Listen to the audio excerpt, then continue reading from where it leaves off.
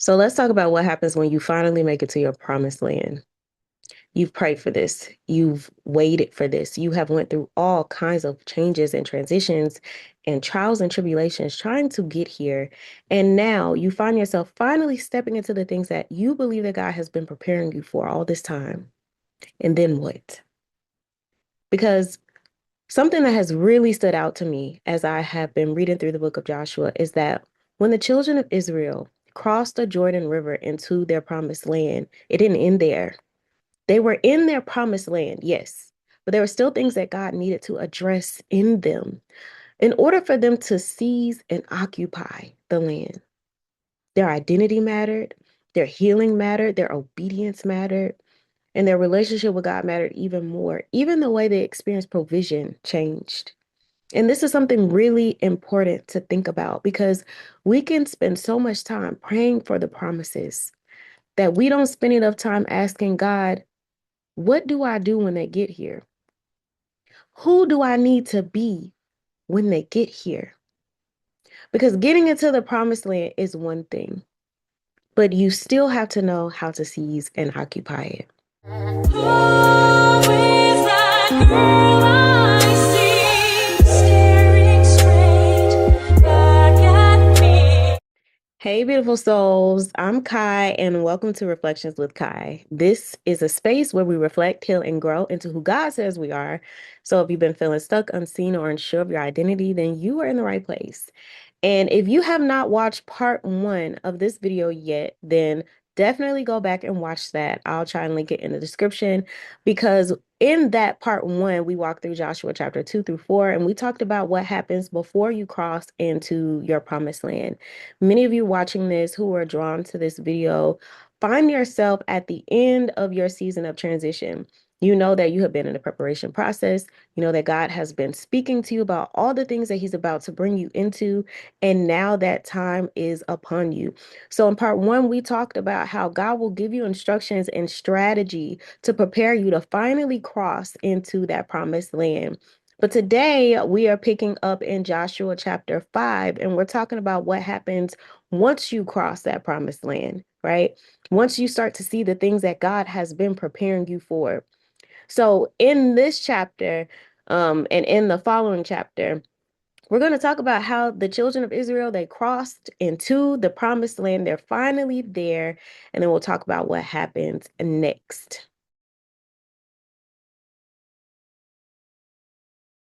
So let's start off in Joshua chapter 5, briefly covering verses 1 through 10.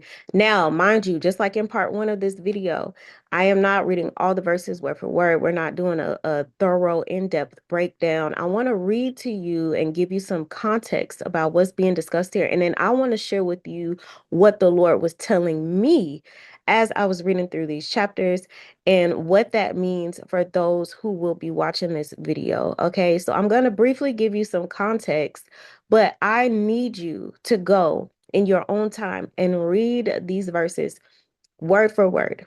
Read it with your own eyes. Study it so that you can fully understand what it is that the Lord is trying to say to us during this season of transitioning into the promises that He has been speaking to many of us about. Okay. So, starting in Joshua chapter 5, it begins with the Amorite and the Canaanite kings hearing about how God dried up the Jordan River so that Israel could cross into their land, right? And in these scriptures say that those kings lose courage.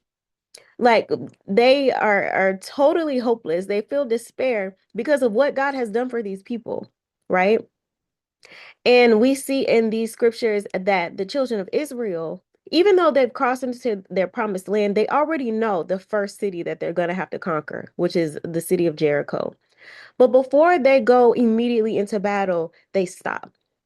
And God begins to give more instructions. He tells them that they need to be circumcised. And this was the covenant sign that was originally given to Abraham. And during their time in the wilderness, there was a particular generation that the Lord allowed to die off, literally, because of their disobedience. And we'll talk a little bit more about this. But God was basically saying there were certain men that were of age that they were not circumcised in that wilderness, and now it was time for them to be circumcised before they began to conquer this promised land. And during this time, these men have to physically recover from that circumcision. God begins to announce something, and we'll talk about this. And then Israel celebrates Passover. Okay. So Joshua chapter 5, it starts in a really interesting place because the people in the land have already heard what happened with the children of Israel at the Jordan River. Like they are already shaking in their boots, basically. They know that God dried up this Jordan River specifically for Israel to cross into their land. And the text says that their hearts basically melted. They didn't even have the courage that they had before. So if I'm Israel, I'm thinking, all right, let's go. Like we got it in the bag at this point because these people are scared of us. Okay. We crossed this river, which was like a huge miracle. You know, the people already know that we're coming. They already know how we continue to have victory after victory because our God is with us. Like we're ready to go. But God doesn't immediately send them into battle. He stops and he wants to deal with a few things within them first. So, like I was mentioning before, the men who were born during the wilderness years had not been circumcised. And the circumcision was a very important sign that they were in covenant with God.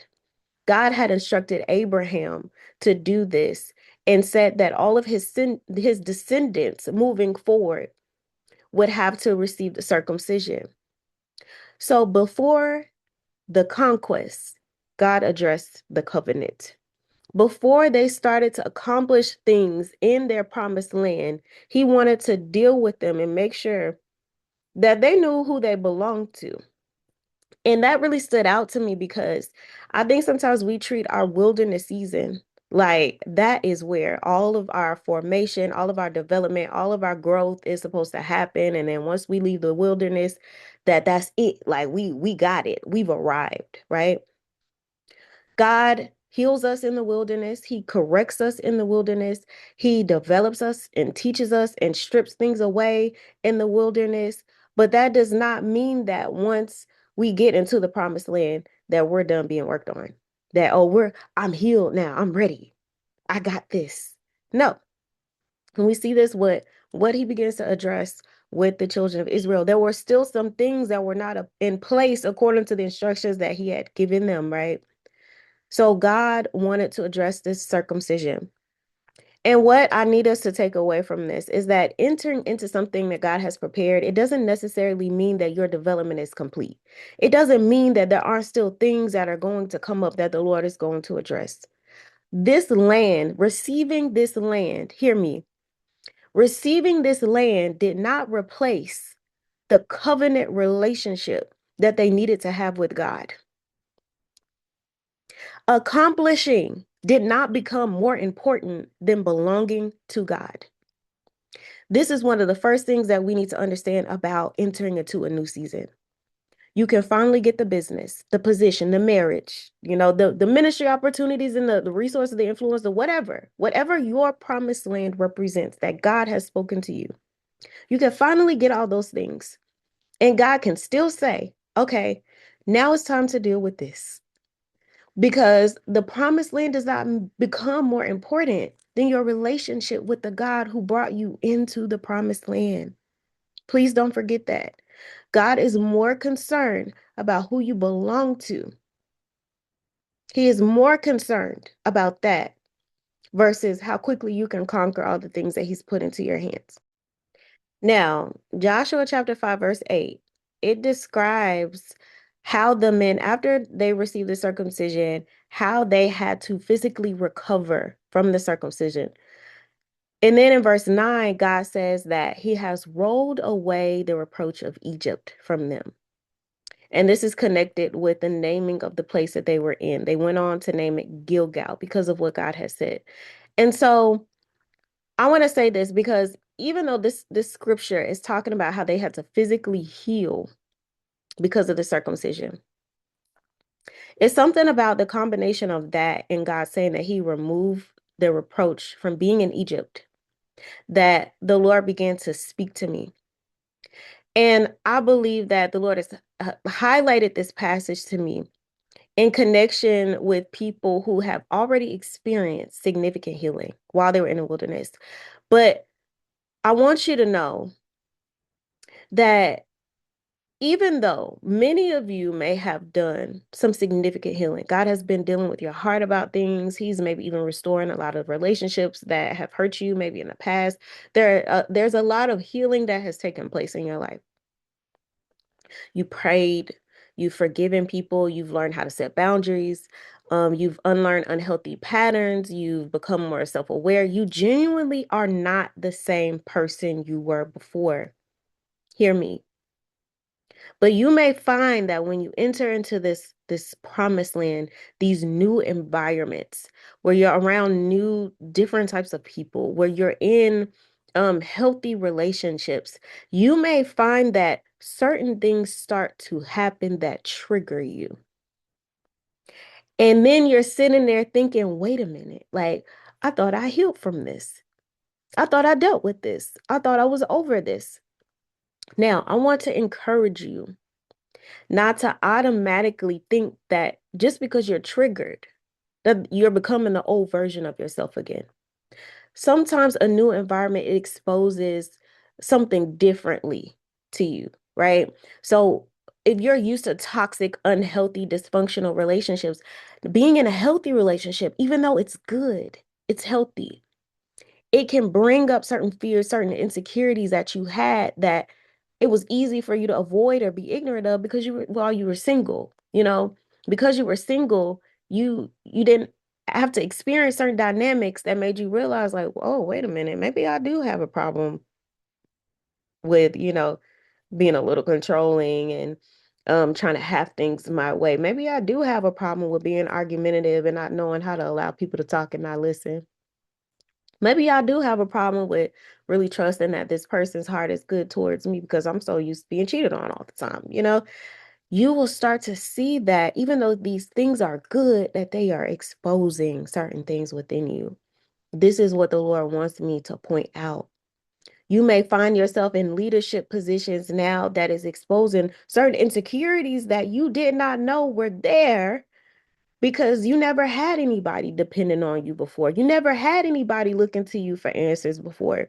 You never had anybody expecting you to be the one to make the decisions. Now, there's certain visibility that you may experience that can expose certain wounds that you have around like rejection and criticism and being misunderstood. I just want you to know that God is just inviting you into deeper healing.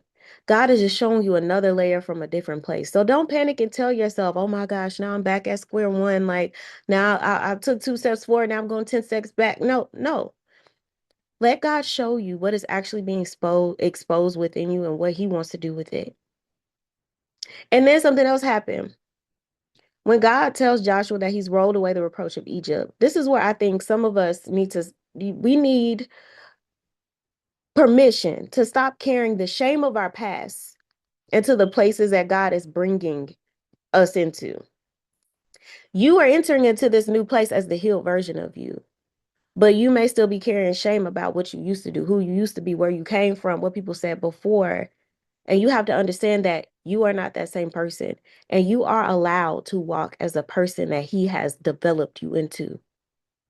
You are allowed to now exist as this person that God has been developing you into. Moving on to Joshua chapter 5, verses 11 through 12. This is very interesting. This is something that really impacted me when God began to speak to me about these verses. Because what I notice here is that Israel begins to eat from the land that they were now on, and that the manna that God had been providing for them for the past 40 years while they were in the wilderness stopped, and it did not come back, right? And so when we read this, we really need to understand that God was not abandoning Israel, that their 40-year wilderness provision had ended because they were now eating from the land itself, the land that God had always promised to them. So I think that this is something also very important for us to understand when we enter into the promises that God has for us. It could kind of feel scary when you're used to God providing for you in one particular way, but then it stops. The manna stops. For 40 years, just think about it, for 40 years, this is how God was feeding them. They would wake up every morning, they would go collect the manna, they would do what they had to do every single day. But then when they get into their promised land, now they have to work the ground. Now they have to start eating of the fruit of the land. There is no more manna. But that did not mean that God stopped providing for them. It's just that the form of God's provision changed. And this is going to be very important for some people who have lived in survival mode for a long time. You have gotten used to God coming through for you at the last second. This means like somebody will randomly reach out and help you. Um, you get some sort of unexpected money, a temporary job position opens up, somehow a bill gets covered. Like something happens just in time for you to have just enough to make it through. And you know what? I thank God for manna. Okay, I'm not criticizing manna. I have been living off manna for a very long time now. But now we have to realize that we're entering into a land that can produce. So literally in this aspect, there were crops, there were fields, there was something that required a different relationship with provision. Now, here's what I believe the Lord was highlighting. God is shifting the way that you are about to start experiencing provision. You are used to these emergency situations, having something temporary, having something that is just enough to sustain you. But now you are about to enter into provision that requires cultivation and stewardship. God may be changing the form of his provision for many of you watching this. Maybe he doesn't just put it in your hand, the thing that you need every time you need it. Maybe he gives you an idea to execute. Maybe he's giving you a business. Maybe he's placed you in a certain career or giving you an opportunity, some sort of platform. Now he's trying to give you resources that you can develop, that as you steward, they will be fruitful and multiply. So if provision starts to look different in your next season, don't think that God is absent and God is not providing for you. God is now telling you to look at what he has already placed in your hand. So now may be the time to start asking, God, what have you given me that I'm responsible for stewarding? What have you placed in my hand that now I need to cultivate? Now, I'm not saying that there still may not be those miraculous times of provision, when God comes through and somebody blesses you randomly, God just shows you favor. It's not about that. It's just recognizing that now you are in a different season. And I want to be really clear about that. Because if you are still in a season where God is providing for you day by day, don't hear me saying this and think that, you're somehow less mature or anything like that. Hopefully nobody's thinking that.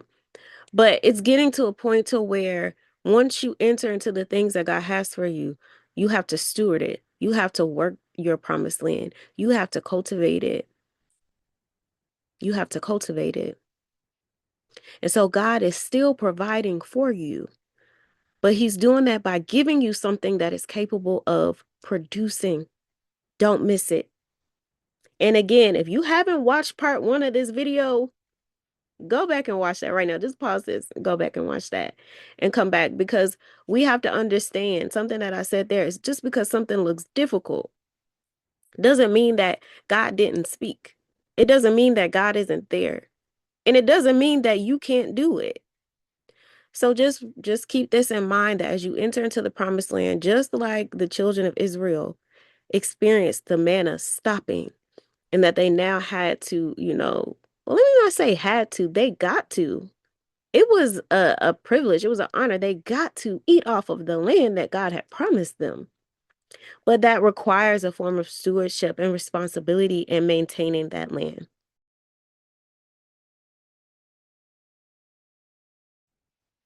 In Joshua chapter 5, verses 13 through 15, Joshua has an encounter with what we believe to be some sort of angel or something. The identity of this figure is not really clear. Different people say different things, but he says that he is the commander of the army of the Lord. And he appears to Joshua. And at first, Joshua is basically asking, are you for us or are you for our enemies? Like, are you for us or against us? And this figure who identifies himself as a commander of the army of the Lord says basically neither. I'm on the Lord's side. I'm on the Lord's side, okay? And Joshua is basically like, oh my goodness, like he bows, he worships God, he asks what his Lord has to say to his servant. And then the commander of the army of the Lord says for him to remove his sandals because he's standing on holy ground now. Okay? Now, I don't know, I kind of laughed a little bit because the Lord used these verses to put a check in my spirit. And this is what he wants me to share. You know, Joshua sitting here asking, whose side are you on? Are you for us or are you for our enemies? And this commander of the army of the Lord is like, I'm on the Lord's side. I'm not for any of y'all. I'm serving a higher purpose. Okay. And Joshua's posture changes in result of this. He goes down to bowing in worship and asks what his Lord has to say to his servant. This is a very different posture that he had them from before. And this is what I need us to take away from this, okay? This encounter that Joshua has, it serves to push Joshua out of this mindset of, you know, assuming that God was existing just to serve Israel's agenda. And it pushed him towards submitting to God's ultimate authority. And I think this is very important. And this is what the Lord is highlighting for many of us to remember when things start going well for us. Okay. He wants us to know that he loves us. He cares about us. He delights in us. He wants good things for us. But we need to remember this is not about us. You know, this is not the you show. Your promised land doesn't mean that God is team you and his job is to make sure that everything you want comes true. You are still participating in his purposes. And so we may internally have this running belief that God is supposed to be on my side. Like God is serving my agenda. God is doing this for me, for me, for me. And we have to shift that to God. Am I aligned with you? Your will, not my will. Your will, not my will. Because what if God gives you access to something? He gives you an opportunity, but then he tells you to use it differently from how you planned on doing it. What if he gives you this business, but then his priorities for your business are different from the way you want to run your business?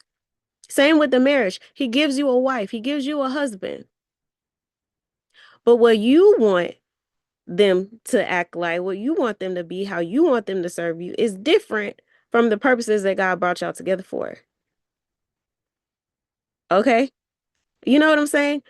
So that's why I think this encounter matters so much, because the promised land doesn't mean that God is just team me and it's all about me. No, it means that I'm in alignment with God's will and I'm participating in God's purposes.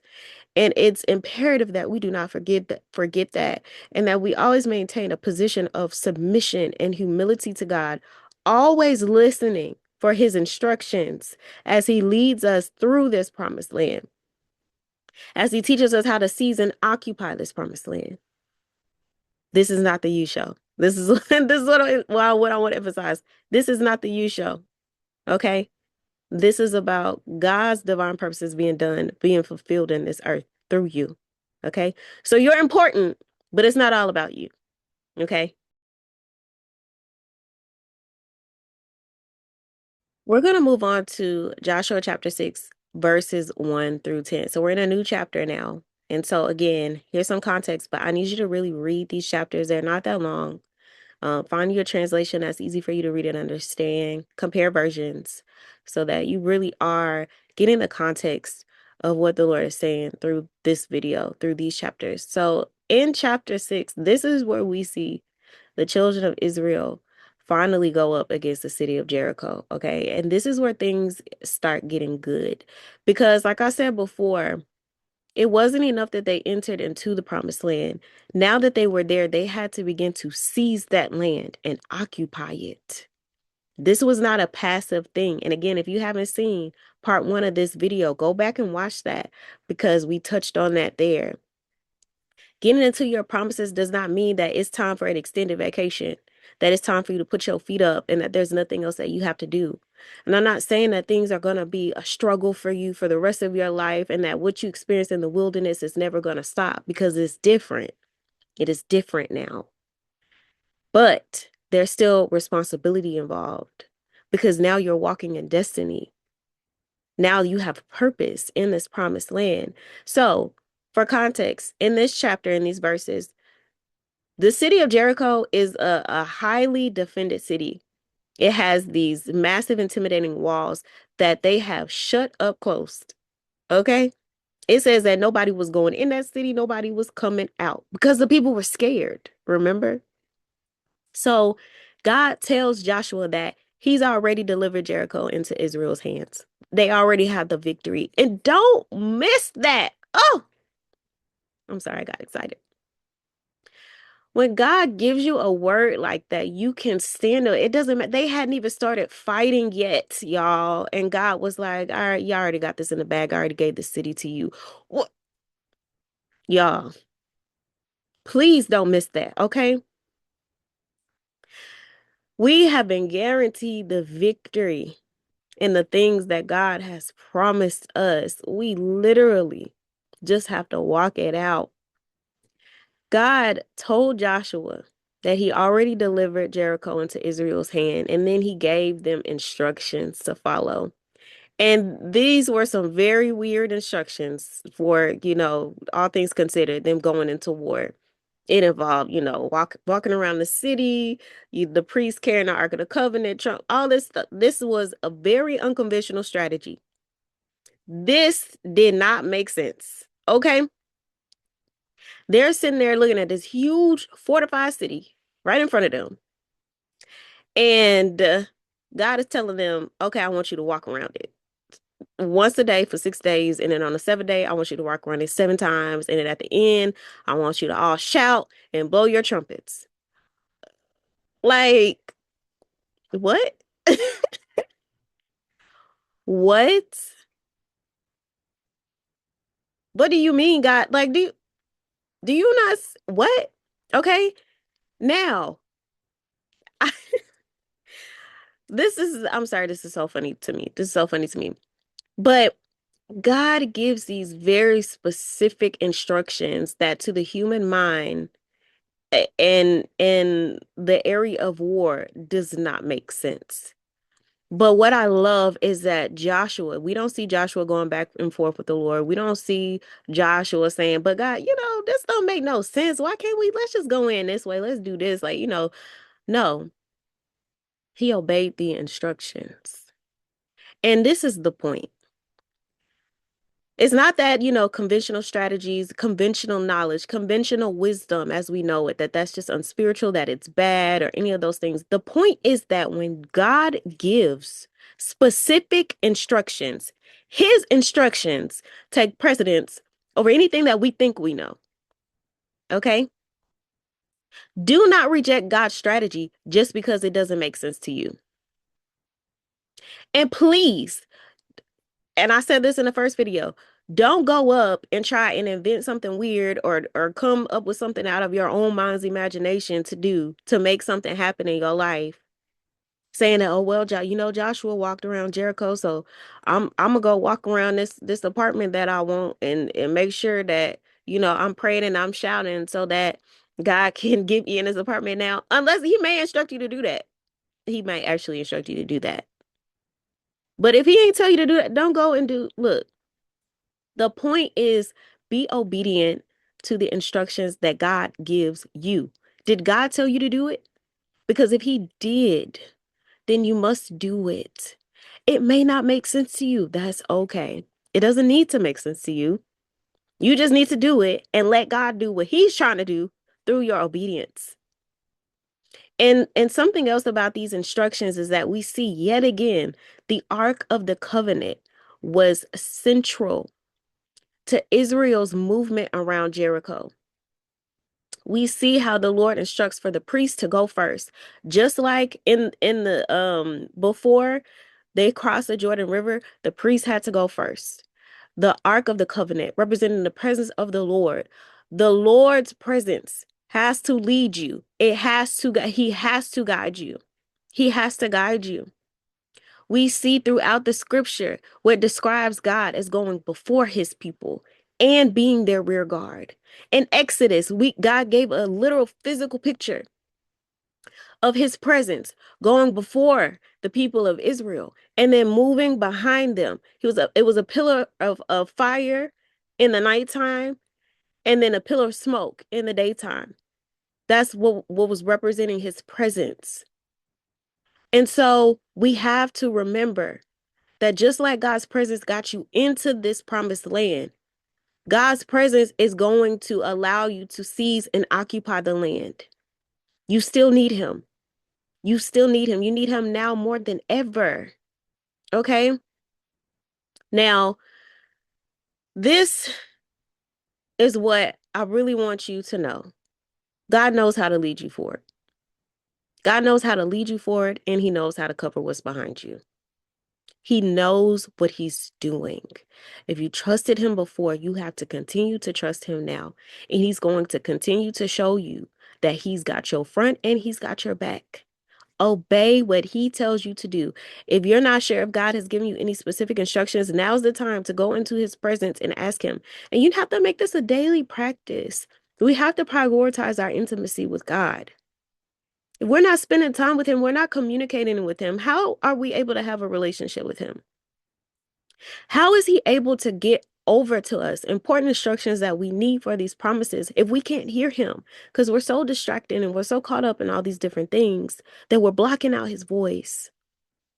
We have to prioritize God before I get up and do what I think I'm supposed to do. Let me come to you and ask you, how am I supposed to prioritize my day? What is on your agenda for me? What is it that you desire from me? And don't forget to continue to thank him for all the things that he is doing for you by allowing you to enter into these promises. Now, here's something that I thought was very interesting and important. Because for some of you, you're ending the final, season of your transition, and you're really about to come into these things that God has been talking to you about and preparing you for. And for some of you, and this may resonate once you hear it, this is going to be a season of silence. Okay? When I read Joshua chapter 6, verse 10, I want to talk about what the Lord said to me. Joshua commanded the people not to shout. Do not allow your voices to be heard. Don't let a word come from your mouth until I give you the command to shout. Now, the text does not explain why they had to be silent. It doesn't give all of that. But as I was reading that, the Lord highlighted this instruction to me prophetically for some of you who are watching, that now is the time for you to start moving very quietly. Now's the time for you to guard your speech. Now's the time for you to refuse to be distracted, and stop responding to everything. Stop responding to everything. Okay? Now, I don't know how long this is supposed to be, but you need to take that to the Lord and ask him. If you feel like this is something that applies to you, it's time to move quietly. Not everything that God tells you needs to become an announcement. As you're entering into your promised land and all these things are starting to happen for you, that doesn't mean that you get up and you go on social media and you start blasting off about every single great and amazing thing that God is doing in your life. Use wisdom. Every plan doesn't need to be discussed while you're still developing it. Everybody doesn't need to know everything that you're doing and working on and what's next. Everybody doesn't need access to what God is doing in your life. And for some of you, like this isn't even about secrecy. You cannot allow anything to come in and distract you from everything that is happening around you. And then for some of you, there are people that are plotting on your downfall, literally, that will use what you say against you in the spiritual realm. If you are constantly complaining and grumbling, you've been going through a lot through your wilderness, and it started to kind of change your heart.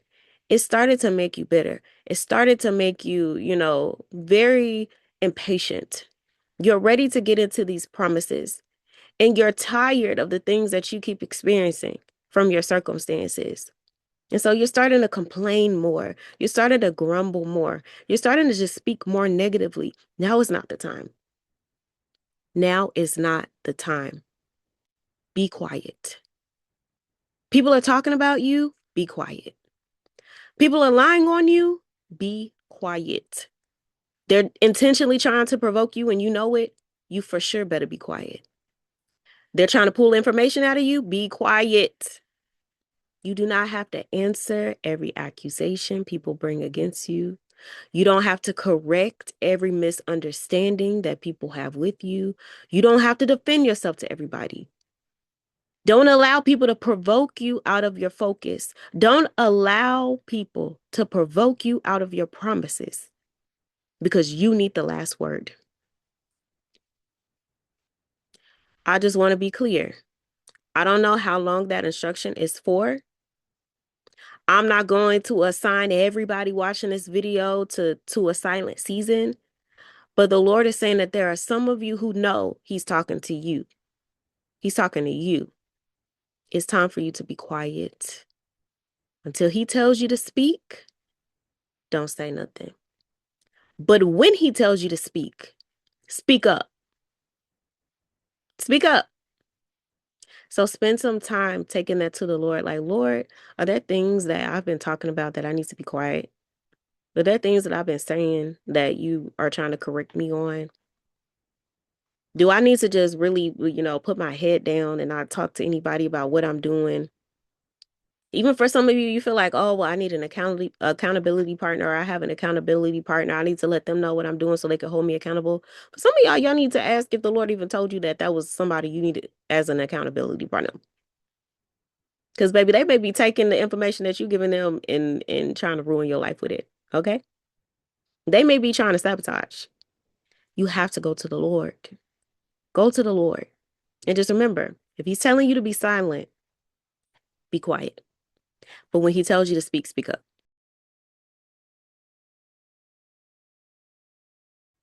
Here's another warning.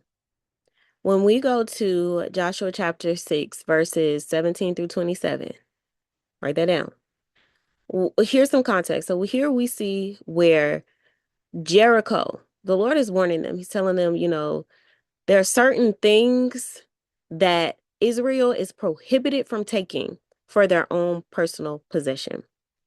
He reminds them that, Rahab and her household are spared according to how she helped them before. Go back and read Joshua chapter 2. And then because certain people did not listen to this warning about how there were certain there were certain things that they could not take for their personal possession. We see in Joshua 7 what happens when this instruction, this command was violated. So this brings us right back to consecration. And I talked about this in part 1. Before they crossed the Jordan River, the people of Israel received instruction from the Lord through Joshua to consecrate themselves. Then, now, here they are again in this promised land. God dealt with them about the covenant, telling them to get circumcised. But now, while they're actually taking the city of Jericho, there are still boundaries around what Israel is allowed to take for themselves. God tells them that there are certain things that are devoted and are not for their personal possession. So getting into the promised land doesn't mean like, okay, I'm here now, I can do whatever I want. You still belong to God. And this matters for where God is sending you into. He's sending you into new environments. Okay, listen closely. Listen closely. God is sending you into new environments. Remember, you've never been this place before. You've never been here before. This is your promised land. This could be a new industry. This could be a higher level of leadership, ministry, a relationship, marriage, children, business environments, new social circles, entertainment, what government, whatever it is. You prayed to get into these spaces. Okay. You prayed to get around the type of people that you are now associated with. Do not get into those places where God is sending you and then become exactly like the people in the room. There are some of you, God is sending you into these places specifically to cause the shift, not to assimilate, not to blend in, not to try and be like them. This may not necessarily mean that you're meant to be a disruptor. But basically what God is saying is, I sent you here for a purpose. Don't get in there and forget this. Israel's commands, the commands that Israel received concerning Jericho. Now, this is just me applying these commands to a broader biblical principle that God's people are meant to be called out, that we are meant to be holy, that we are meant to be in obedience to him wherever he places us. So I'm not saying that you doing certain things a certain way to adapt to your new environment is automatically a compromise. Yes, you're going to have to learn new skills. You may have to learn a new language. You're going to have new strategies, better systems. You may need to understand how that environment works. But there's a difference between adapting and abandoning your convictions because now you finally have access and you're scared to lose it. If everybody is saying, oh, that's just how business works, this is what it is in business. It's business. Like, this is what we do. That doesn't mean that you automatically have to do it. Okay. It's time to start doing business God's way. And for a lot of you, God is raising up entrepreneurs. He's raising up founders. He's raising up leaders in the sphere of influence of business, specifically because people need to start doing business God's way. There are so many believers and Christians. We have these businesses and we just slap the name of Jesus on it, or we put a little cross on it, or a little cute scripture, and we think that is dedicated to the Lord when it's not. It's still of this world. God is calling us out. So if everybody is saying, oh, this is just what you have to do to get ahead. No, you need to check with your God and ask whether that thing aligns with his will for your life, because he sent you to that place. He put you there. He opened up the door for you to be there. He gave you the opportunity. He put those relationships in your life. Don't get caught up. You are being sent to influence the land, not to allow the land to contaminate you. So again, back in part 1, we talked about consecration. Consecration is not only how you prepare to enter into your promised land, it's how you remain faithful once you are in that land. God gave those people specific instructions. There are certain things you do not touch, you do not take for yourself. And one man did it anyway. And it cost him his life. It cost him his kids' lives. It cost him everything that he owned. It cost him everything. Because God said that does not belong to you. Don't touch it. For some of you, you need to heed this warning. God is telling you, I'm bringing you into this land. But there are certain things you already know. Do not touch it. Do not be like them. I didn't call you to be like them. I called you to be you, the way I made you. Don't go along just to get along if I'm telling you not to.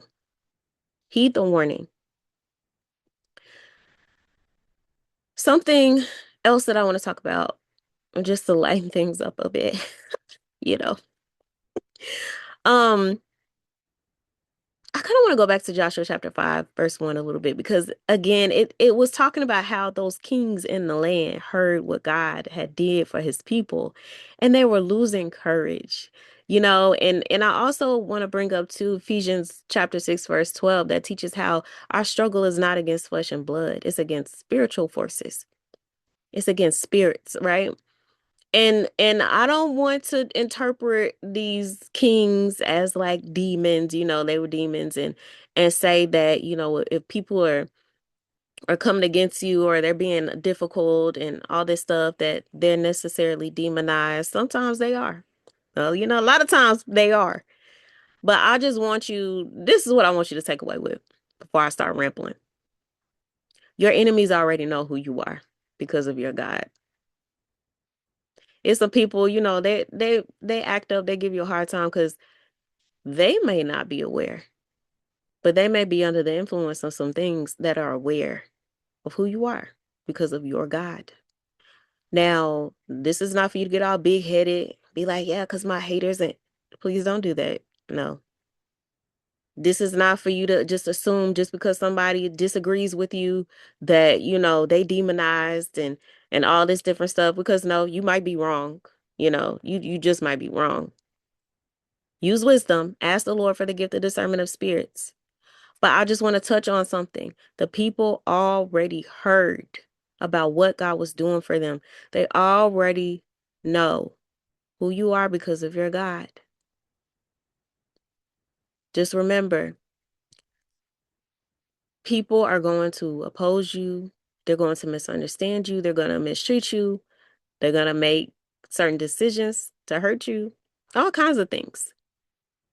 But you do not wrestle against flesh and blood. Just because you may experience resistance in this new season, it doesn't mean that you miss God. It doesn't also mean that you need to be obsessed with people. See, all people always coming against me and nobody. Don't do that. Keep your attention on God. Keep your attention on where He's telling you to put your attention. Israel's confidence did not come from the fact that their enemies were afraid of them. It came from the fact that they knew who their God was. Because guess what? Their enemies were afraid of them because of their God. We can't miss that part, baby. We, again, remember, like I said before, this is not the you show. We thinking that is all love because we so big and bad in our prayer closet and all this different stuff. No, it came from who their God was. That's why they were scared. And that's why the children of Israel were confident. Here's something else, because now this people persecution, dealing with enemies, and again, the people themselves are not your enemies. It's the spirits that they allow themselves to be influenced by. It's the demonic systems that they choose to be a part of, right? But those things can cause a lot of pain, a lot of harm. For somebody who understands what it's like to be constantly lied on and gossiped about, constantly misunderstood, misrepresented. This next part blessed me because this is something that the Lord ministered to me, and that I believe He's ministering to many of you out there as well. Just touching on Joshua chapter 6, verse 27. Now, the chapter closes by saying that the Lord was with Joshua and that his fame spread throughout the land. And so as I read this is what the Lord began to highlight to me. Joshua was receiving this public recognition, right?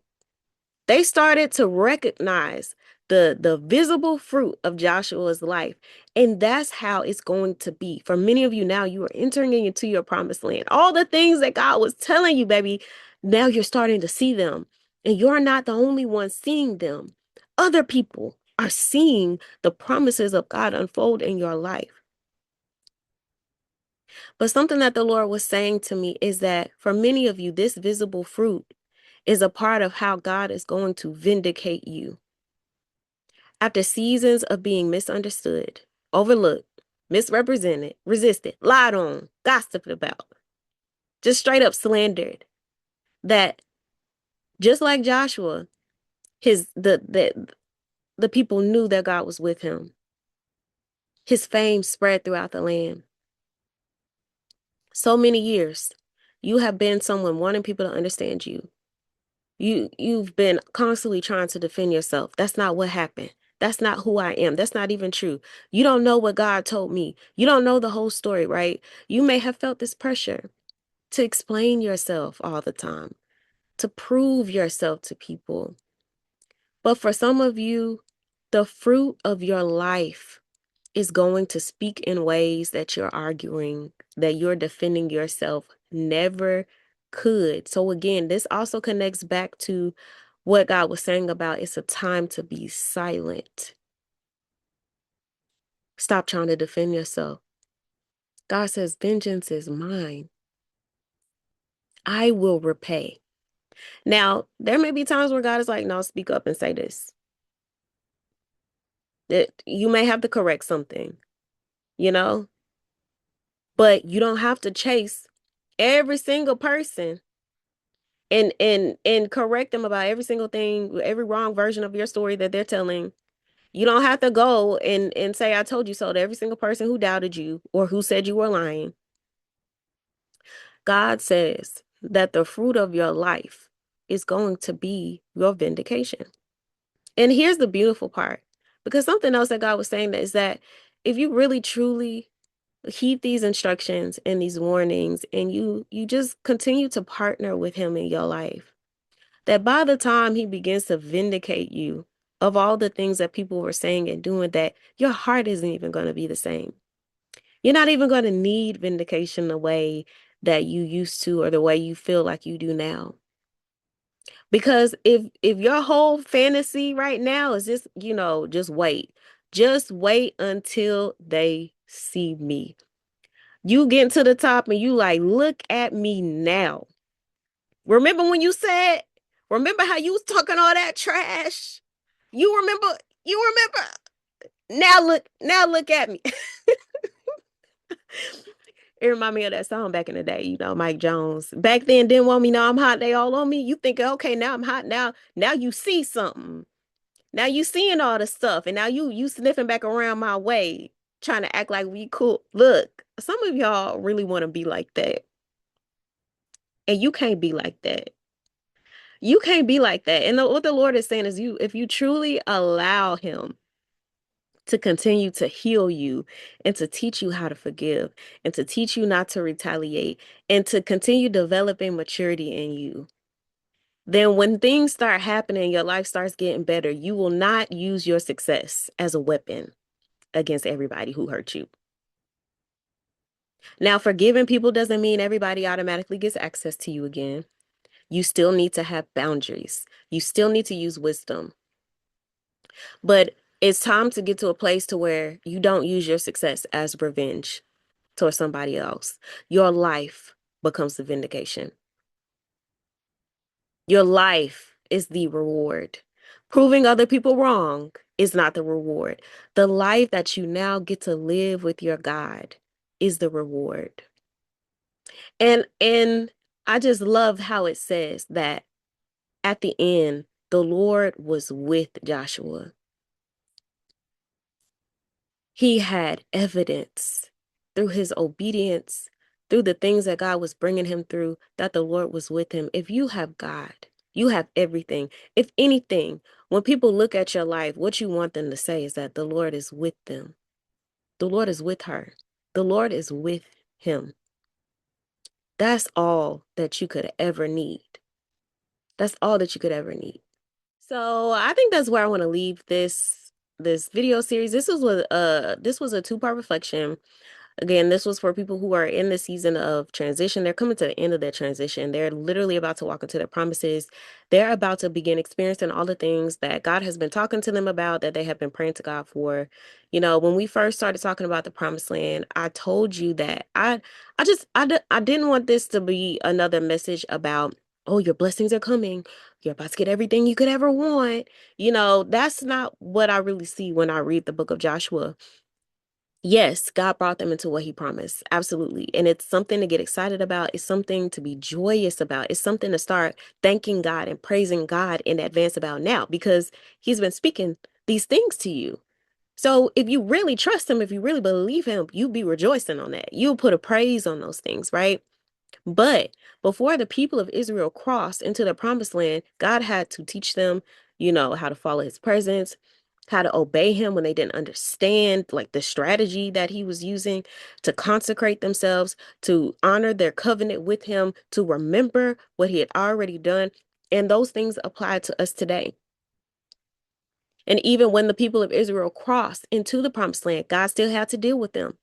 with their healing, with their provision, with being aligned with his will, with their obedience still and their consecration still, because now they were in the promised land and they had to learn how to live there. They had to learn how to seize and occupy.